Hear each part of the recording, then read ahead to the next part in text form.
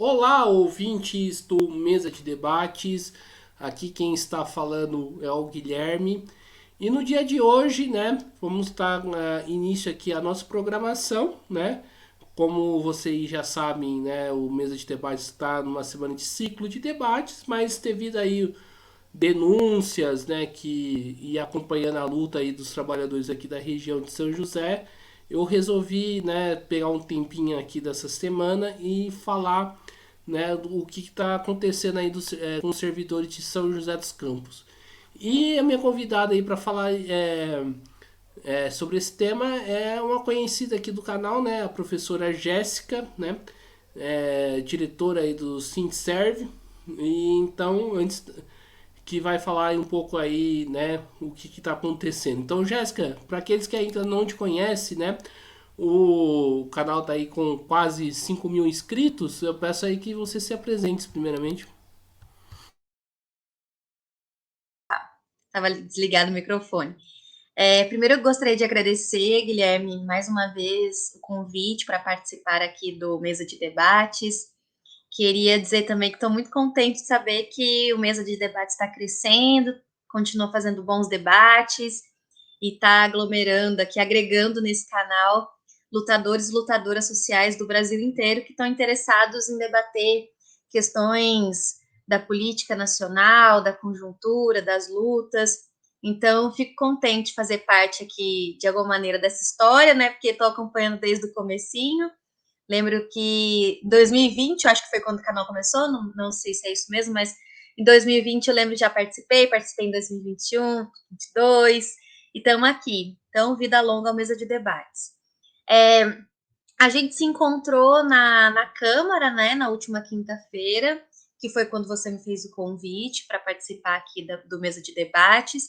E na Câmara, a gente estava tendo a votação de projetos importantes para a cidade. E um deles, que eu estava acompanhando mais de perto, né, por ser professora e servidora municipal e diretora do Sindicato de Servidores, era o projeto de lei complementar 1722, que fala sobre a situação do Instituto da Previdência do Servidor Municipal. Então, acho que a gente pode conversar um pouco sobre esse tema, né?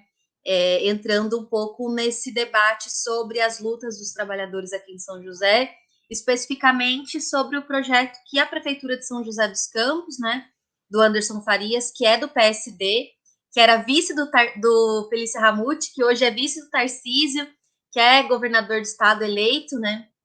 É, enfim, um governador bolsonarista. Eu acho que quando a gente fala sobre os ataques do governo Anderson, a gente fala também sobre perspectivas do que pode ser o próximo governo Tarcísio Felício para o governo do estado. Então a gente fala sobre São José, mas não só sobre São José, né? Sobre os ataques do neoliberalismo aos funcionários públicos, à classe trabalhadora. A gente fala sobre projeções aí para o cenário do estado, enfim, política nacional. Então, estou aqui contente de participar e fica à vontade aí para perguntar, para a gente conversar. Maravilha, Jéssica. Jéssica, então fala aí um pouco aí que medida é essa, né, que a prefeitura está voltando contra os servidores, né? O que que os servidores perdem, né, com essa medida? Certo. Bom, primeiro eu vou me desculpar aqui, né? Meu gatinho tá miando, tá aqui querendo participar da live, né? Me respondeu, inclusive. Esse PLC, esse projeto de lei complementar, o 1722, ele é um projeto de lei que se insere dentro de uma série de ataques que a prefeitura vem efetuando contra os servidores municipais, mais especificamente contra a aposentadoria dos servidores municipais. Nós tivemos lutas gigantescas, né, que inclusive o Mesa de Debates acompanhou também aqui em São José, principalmente nesse ano, foi a luta contra a reforma da Previdência, que é uma luta que trabalhadores do Brasil inteiro travaram também. Infelizmente, em âmbito nacional, a reforma da Previdência passou pelo governo Bolsonaro, foi aprovada pelo governo Bolsonaro e foi descendo como um efeito cascata sobre estados e municípios. E São José, lá no ano de 2020, fez o que a gente avalia que é a pior reforma da Previdência já feita em todo o território nacional. Porque aqui em São José dos Campos, os servidores municipais, eles tiveram uma reforma da Previdência, né? Nós tivemos uma reforma da Previdência que desconta 14% dos nossos salários a partir daqueles e daquelas que ganham um salário mínimo. Né? Geralmente, outras reformas da Previdência, Brasil afora e até a nacional, ela faz esse desconto de forma escalonada. Então, quem ganha mais aposentadoria, quem recebe mais aposentadoria, acaba contribuindo mais depois do que quem recebe aposentadorias menores, né, a partir de um salário mínimo. Já que em São José dos Campos, a gente viu sendo aplicada uma reforma que desconta de todo mundo o mesmo valor. De qualquer forma, nenhuma reforma deveria ser feita, né? A gente sabe que a aposentadoria, a seguridade social é algo fundamental para a dignidade de vida dos trabalhadores e das trabalhadoras, né? Mas a gente viu que aqui o prefeito na época, que era o Felício Ramute, né, que se transformou em vice do governo do estado agora, resolveu aplicar essa pior reforma, demonstrando o seu apreço pelo ataque aos direitos dos trabalhadores. E o que acontece aqui também é que São José tem um instituto da Previdência do Servidor Municipal, específico, né, dos servidores municipais, mas que ano após ano vem sendo dilapidado, vem sendo roubado, para usar palavras mais fortes e também que expressam o que está acontecendo agora, pela própria prefeitura.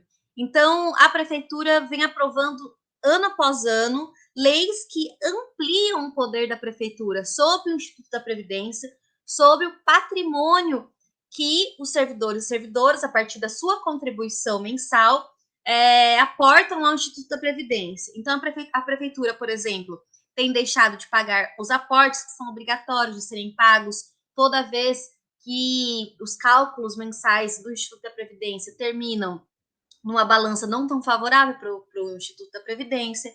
E aí, o que acontece é que nessa quinta-feira passada, esse projeto ele foi aprovado. Então, o que é o PLC? Agora, já entrando no PLC 1722. Esse projeto, ele altera regras do Instituto da Previdência. São regras muito específicas, então, se tiver alguma dúvida, eu posso explicar novamente, porque é tudo muito complexo, né, na questão do Instituto da Previdência.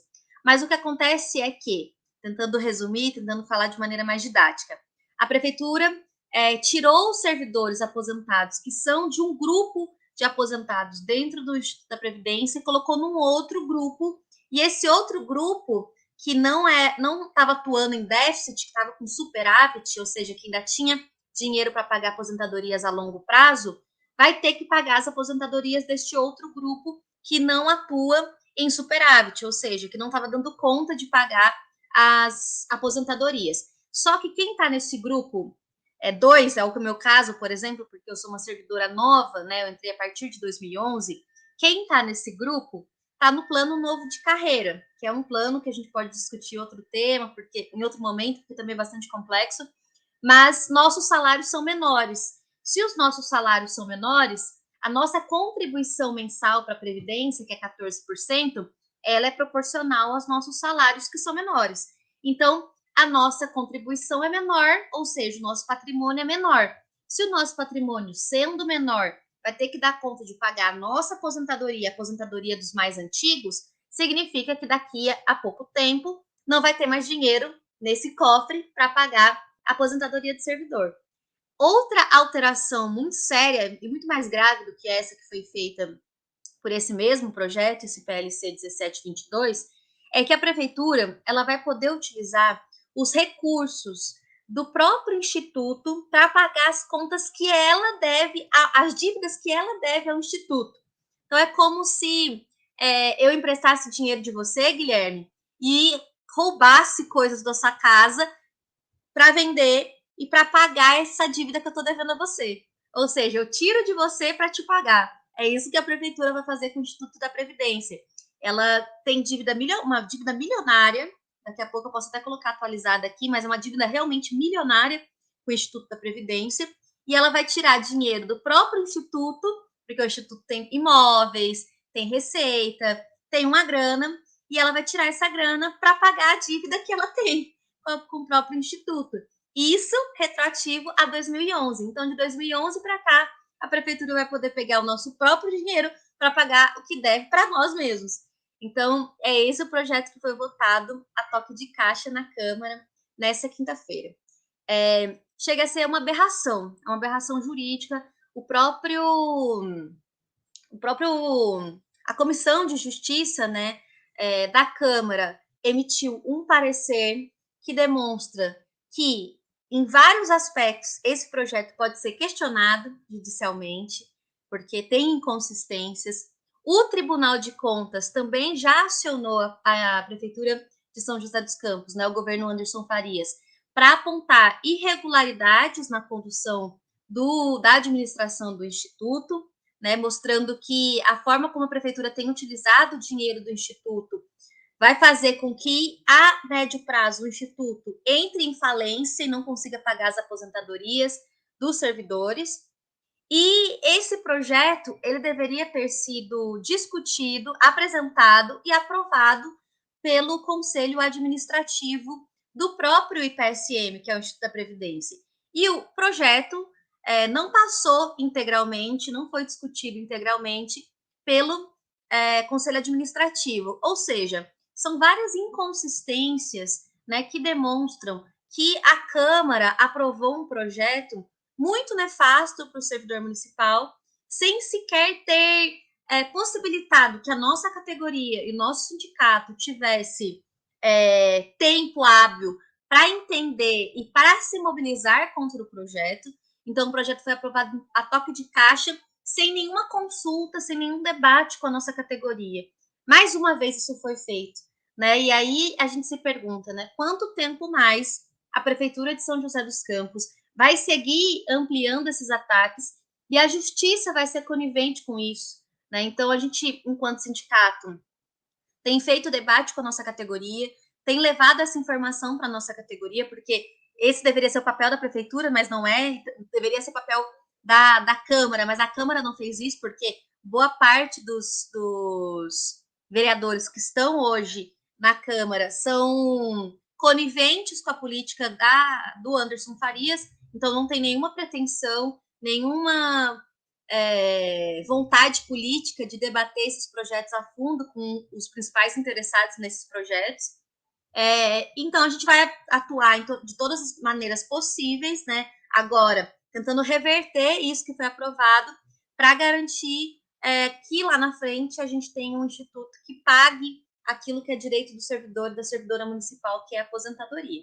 Mas acho que isso dá um pouco o tom, né? Demonstra um pouco do que significa a política do governo Anderson, que é igual à política do Felício Ramute, de ataque, de autoritarismo, de utilização daquilo que é direito como uma maneira de se apropriar para criar obras eleitoreiras, para se fortalecer no período eleitoral. Enfim, acho que, em suma, é isso. Se você tiver alguma dúvida sobre o projeto, sobre alguma questão específica desse tema, estamos aqui. E bora seguir aí a conversa. Certo, Jéssica, eu tenho, né, conversado aí com alguns entrevistados, né, a sensação que me parece que São José parece que virou uma espécie de laboratório, né, bolsonarista, onde acontecem vários tipos de bizarrices, né, seja, né, com os movimentos, né, populares, como por exemplo o Banhado, né, seja com servidores aí municipais, ou seja aí no processo de municipalização, né, que ocorreu também, né. A pergunta que eu faço é como que você vê essas medidas, já que a gente estava tocando, né, fazendo uma analogia correta aí do estado, né, com o município, como você vê essas medidas do município, né, como né, base aí, digamos assim, como tá base aí pro bolsonarismo ou mostrar exemplos aí que o bolsonarismo pode atacar a classe trabalhadora? Eu gosto bastante dessa definição, né, de que São José é um laboratório dos ataques do bolsonarismo. Porque, não que eu goste de que seja assim, né? Na verdade, a gente está na luta social para reverter esse cenário. Mas, infelizmente, é preciso constatar quem são os nossos inimigos e como eles atuam para que a gente consiga se mobilizar contra eles. Em São José, a direita e a extrema-direita é muito fortalecido, isso não é de agora, né? A gente não pode negar o passado, a história da cidade. É uma cidade bastante elitizada, que se construiu a partir da exploração de uma ampla massa de trabalhadores e trabalhadoras industriais, que também conviveu com o absurdo do sistema escravocrata e também foi bastante atuante no período da ditadura civil-militar. Então, foi uma cidade onde o militarismo, essas elites empresariais, apoiadoras do golpismo, fizeram de sua morada e também de seu local de atuação. Então, pensar a cidade como uma herança, né, um processo que vem dessa história, nos ajuda a entender por que nós estamos vivendo numa cidade tão elitizada e que, ano após ano, segue aplicando políticas antipovo. Né? Eu acho que esse histórico desse autoritarismo, ele segue vigente aqui em São José. Por outro lado, a gente tem também uma luta muito forte, né? Essa cidade é conhecida nacionalmente por ser uma cidade com sindicatos atuantes, principalmente no setor metalúrgico, porque era uma cidade bastante industrializada, onde a atuação da classe trabalhadora organizada a partir de sindicatos surtiu um efeito importante pela quantidade de trabalhadores aqui, a quantidade de fábricas importantes nacionalmente, mas é sempre um cabo de guerra. A luta de classes é sempre um cabo de guerra. Enquanto a burguesia está atuando para retirar direitos, para ampliar a exploração, do outro lado, os trabalhadores, as suas entidades, movimentos sociais, os sindicatos, estão atuando para garantir direitos. Infelizmente, aqui, o cabo de guerra está forte para eles há bastante tempo. E aí, acho que a gente pensa em como a gente consegue, a longo prazo, como uma medida emergencial de sobrevivência, fortalecer a esquerda, a unidade da esquerda, para combater esse cenário. Então, me preocupa muito o cenário que virá, né? O prognóstico que daqui para frente, né? O que vai acontecer com a nossa cidade e com a nossa região. Por quê? Porque o vice-prefeito hoje, né? Quem era o prefeito anteriormente, né? O Felício Ramute, que foi um grande negacionista no momento da pandemia, um grande bolsonarista autoritário que atuou de maneira deliberada nas demissões de grande massa de trabalhadores aqui da cidade, que tem uma influência importante na região, ele hoje é vice-governador do estado. E o próprio governador eleito agora nas últimas eleições, né, o Tarcísio de Freitas, que era ministro da infraestrutura do Bolsonaro, ele foi um político que brotou a mando do Bolsonaro aqui no estado de São Paulo e que escolheu São José como seu domicílio eleitoral, e não à toa. Para capitalizar essa influência já bolsonarista que o Vale tem e ampliar essa relação com esse espaço importante do estado de São Paulo. Né? Então, essa região, assim como várias outras regiões do estado de São Paulo, é uma região bastante conservadora, que vota muito na direita e que também é esse laboratório. Né? Os bolsonaristas estão acampados desde o final do segundo turno, ali na entrada do DCTA, né? do Instituto Aeroespacial Tecnológico, aqui de São José dos Campos. Lembrando também que no período da ditadura, São José dos Campos não elegia prefeitos, os prefeitos aqui da cidade eram indicados pelo governo militar, ou seja, aqui a gente também teve um momento em que a democracia foi drasticamente rompida para dar espaço para o golpismo, né, para as ações dos militares aqui nessa cidade.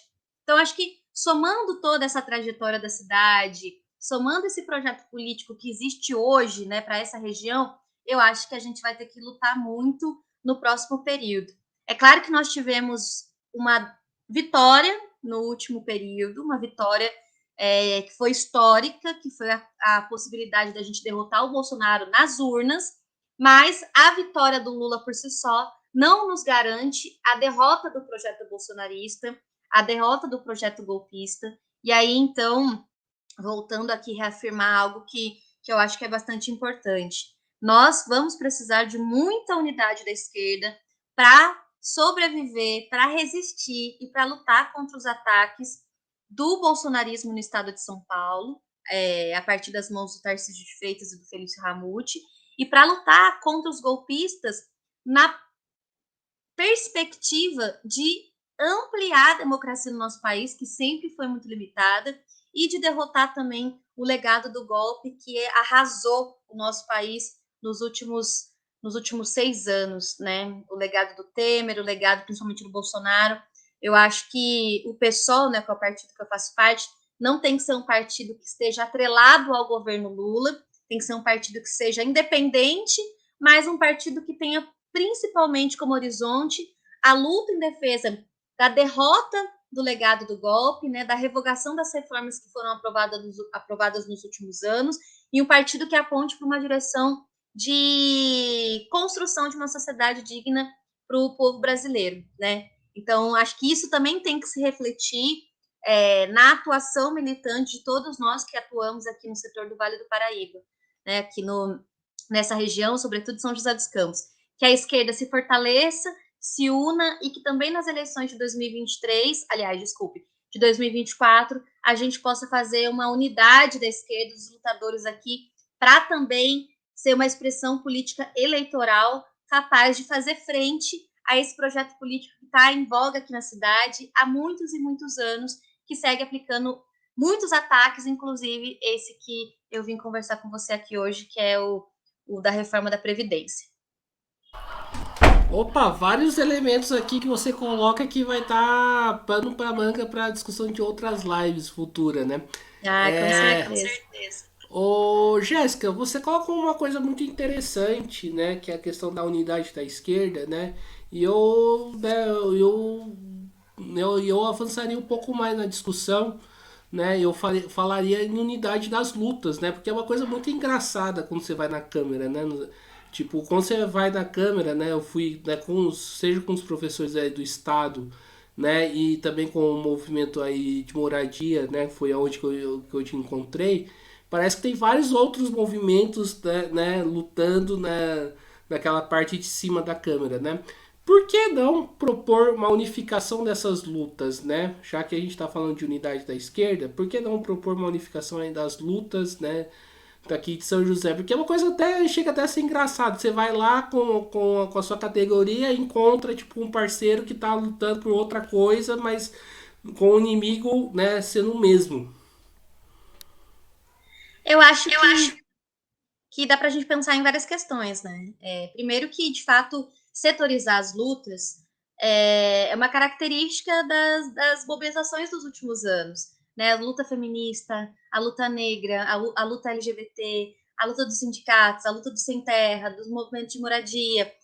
Essa setorização, acho que foi importante como uma maneira da gente conseguir aprofundar as mobilizações, se especializar no que está sendo discutido, e na possibilidade de propor também que alternativa a gente quer para a vida das mulheres, para a vida das LGBTs, para a nossa categoria de servidores e servidoras municipais.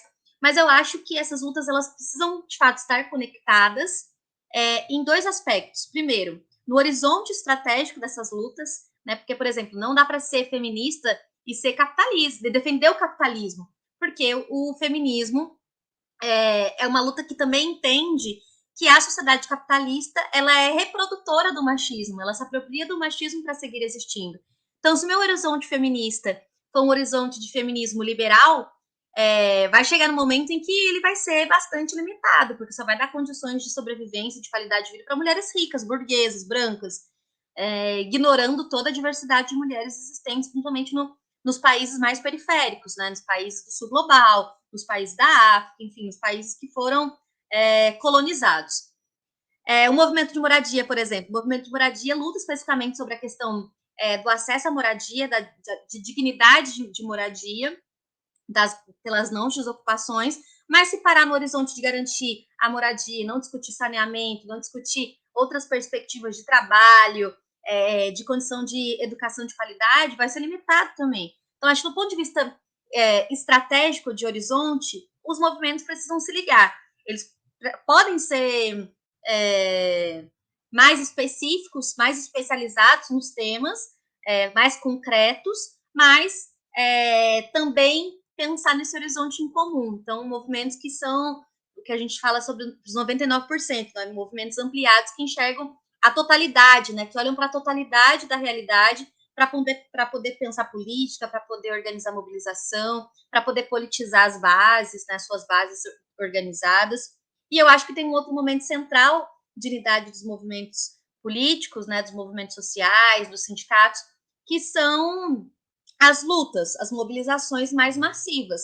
Então, por exemplo, a luta para derrotar o governo Bolsonaro era uma luta que deveria ser uma luta de todos os movimentos sociais brasileiros. Por quê? Porque qualquer batalha em defesa de direito social sempre esbarrou nesses últimos 4 anos no que foi o governo Bolsonaro. Então, foi fundamental a unidade dos movimentos sociais na luta. Na verdade, eu acho que é aí, de fato, que os movimentos sociais precisam se encontrar, os sindicatos, os partidos, os movimentos, na militância comum, que são as lutas nas ruas.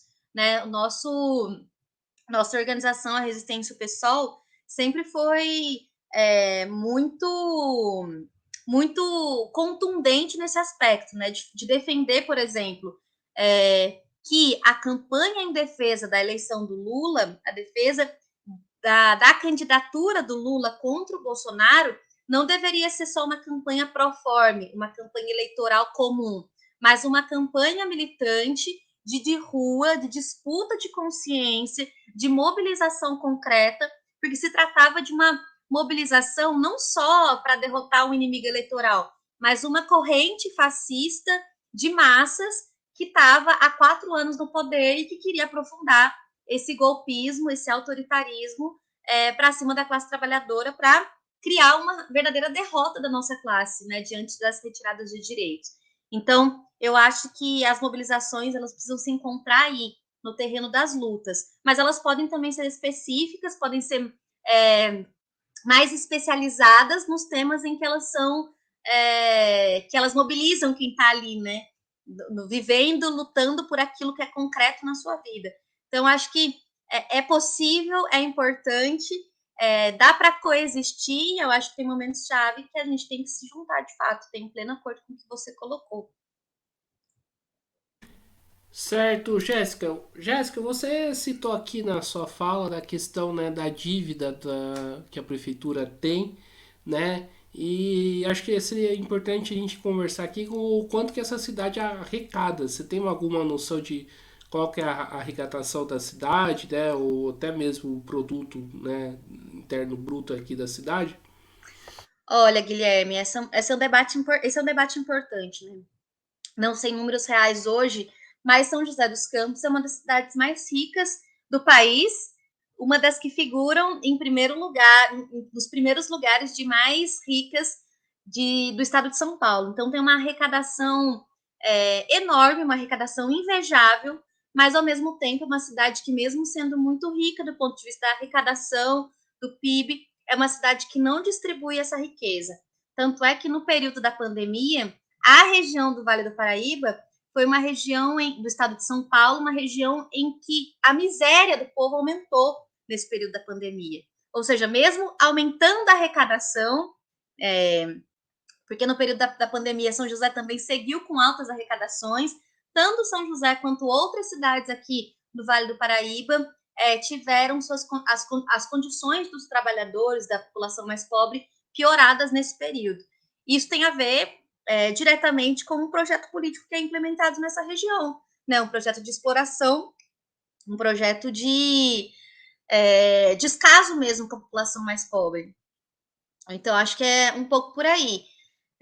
O projeto político implementado pelas prefeituras aqui, que inclusive se juntaram, mais de 17 prefeituras, né, aqui do Vale do Paraíba, se juntaram na última campanha eleitoral para defender o Tarcísio de Freitas e o Felício Ramute como seus representantes. Então, a gente está falando de várias cidades que escolheram um projeto político tal qual essas cidades aplicam nas suas cidades, né? Esses prefeitos aplicam nas suas cidades, um projeto autoritário.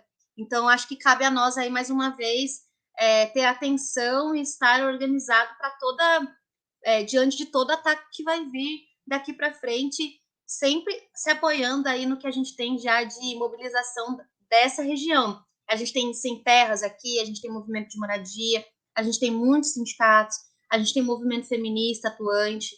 Então, acho que a gente tem que fortalecer essas lutas que já existem para seguir resistindo e avançando aqui nessa região, combatendo esses setores da burguesia aqui da região do Vale do Paraíba, que tem esse projeto autoritário e neoliberal aqui para a região, né, de ampliação da retirada de direitos, da precarização da vida dos trabalhadores e das trabalhadoras.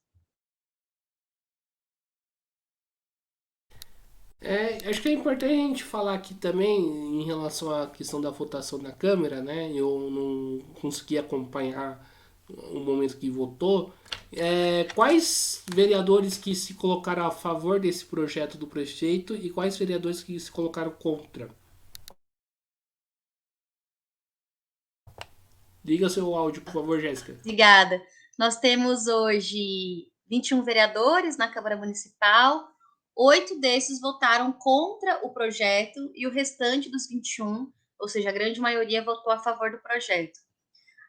São 3 os vereadores que tiveram na linha de frente contra a aprovação, que é a Amélia, né, vereadora do PT, a Juliana, vereadora do PT, e o doutor José Cláudio, que é um vereador do PSDB, que nesse último ano se deslocou um pouco mais da própria direção do partido, né, eu acho, que também é um partido bastante, aqui em São José, que atuou bastante para retirar direitos, mas que também na Câmara, nessa última quinta-feira, votou contra o projeto e fez uma fala também nesse sentido que eu estou dizendo, né, da conivência do restante dos vereadores da Câmara em aprovar qualquer coisa que venha da Prefeitura, qualquer coisa que venha do Anderson Farias, e da preocupação que a gente tem com relação a esses projetos e o futuro da Previdência dos servidores, o futuro da aposentadoria dos servidores. Então, a gente teve outros vereadores também que votaram contra, como Walter Hayashi, do PSC, a Dulce Rita, também do PSDB. Vão faltar aqui 3 na minha conta, que eu não sei de qual o nome, mas eu posso passar para você para distribuição aí enfim, para socialização aqui na live. Mas os que estão mais na linha de frente mesmo são Juliana e Amélia, que estão aí atuando em defesa dos servidores.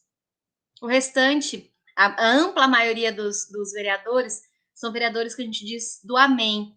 Passe qualquer coisa pela Câmara, eles sempre vão votar junto à Prefeitura de São José. Inclusive, a gente fez no período da reforma da Previdência, da última, né, que a gente lutou na Câmara e conseguiu que ela não fosse aprovada integralmente, a gente fez uma reunião com o ex-presidente da Câmara, né, o Robertinho da Padaria, sobre o projeto de reforma, e ele sequer tinha lido o projeto de reforma, e o projeto já estava tramitando na Câmara, ele era favorável ao projeto, não tinha argumentos para defender o projeto, porque sequer tinha lido o projeto, ou seja, é uma demonstração do quão aliada essa Câmara está com o que tem de pior na política, que é esse fisiologismo, né? São vereadores, parlamentares que votam com o governo em defesa de cargos, em defesa de verbas, em defesa da continuidade dessa política de privilégio, né? Não de luta e não de transformação da realidade, não de bem-estar da população, mas simplesmente pela garantia de manutenção dos seus próprios privilégios ali dentro dos gabinetes da Câmara. É muito preocupante, né? A gente precisa muito, não acho que a luta eleitoral e as eleições por si só vão mudar tudo que a gente precisa, mas eu tendo a achar que principalmente nas cidades mais conservadoras, ter vereadores parlamentares de esquerda para fazer barulho, para denunciar, para chacoalhar a Câmara, para mobilizar, para ter nesse espaço a vocalização das lutas da cidade, é cada vez mais importante. Então, em 2022, aliás, em 2020 eu fui candidata a vereadora, vou ser candidata a vereadora também em 2024, e eu acho que o pessoal tem toda a condição de, pela primeira vez, eleger um vereador, uma vereadora aqui em São José, para cumprir esse papel, ser uma esquerda radical que esteja na Câmara apontando o dedo na cara desses que estão ali simplesmente há muitos anos construindo o patrimônio das suas famílias, das suas empresas, em detrimento da condição de vida dos trabalhadores e das trabalhadoras da cidade. Espero que você esteja com a gente também nesse projeto, viu, Guilherme? Já estou aqui já te convidando para fazer parte. Certo. Ô Jéssica, para a gente finalizar aqui a nossa conversa, né, essa conversa um pouquinho mais curta do que costuma ser, né? O que o sindicato, né, o Sindserv está defendendo, né? E quais vão ser as próximas medidas do sindicato contra esse ataque à Previdência? Certo. Acho que essa é uma pergunta importante, porque é isso. Toda vez que se tem um ataque muito drástico para a vida dos trabalhadores, principalmente em âmbito do serviço público municipal, né, que é algo diretamente ligado à prefeitura, né, que envolve muito dinheiro, muita grana, muita gente e tal, os projetos são colocados para serem votados a toque de caixa, que foi o caso desse projeto. Em menos de um mês, a gente sequer sobre o teor do projeto direito, o projeto já passou pelas comissões na Câmara, já teve pareceres favoráveis nas comissões de vereadores da Câmara e já foi aprovado a toque de caixa. Isso inibe, isso diminui o poder de organização da nossa categoria, porque a gente está no final do ano, isso significa que os trabalhadores, sobretudo da educação, já estão sobrecarregados, sequer conseguem se organizar para poder participar de uma atividade política, de um debate, de uma manifestação, por conta da sua situação no trabalho. Então, foi muito estratégico a prefeitura escolher esse momento para aplicar esse projeto, essa reforma. Isso nos debilitou do ponto de vista da mobilização. Né? Tivemos pouquíssimo tempo para discutir, para entender, para mobilizar. A gente soube no mesmo dia que o projeto ia ser votado.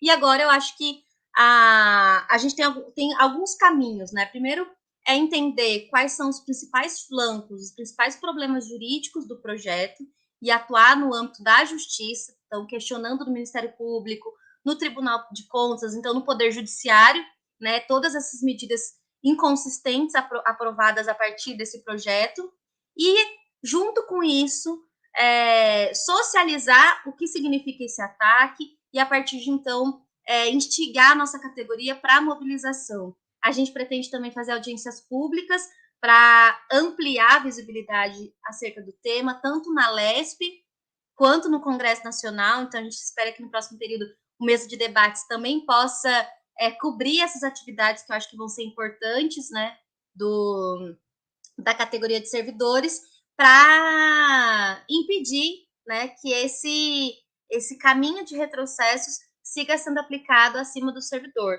Então, o que a gente quer é a revogação do PLC 1722 e os caminhos são esses, né? A via jurídica, a discussão, a propagação dessas informações e a organização de audiências públicas para dar visibilidade, para organizar nossa categoria, para fazer pressão contra esse projeto, pela revogação dele.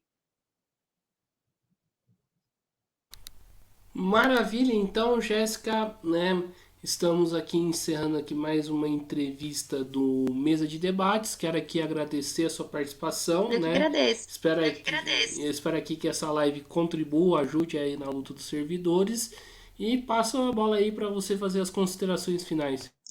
Obrigada, Guilherme, mais uma vez pelo convite, pela possibilidade de participar aqui com você, porque é sempre um momento de muita reflexão, né? Acabo elaborando temas, né? Pensando sobre as lutas aqui na cidade, então é um momento importante para mim também, não só para poder falar das nossas lutas, mas também para refletir sobre elas e pensar quais são os caminhos que a gente tem que travar.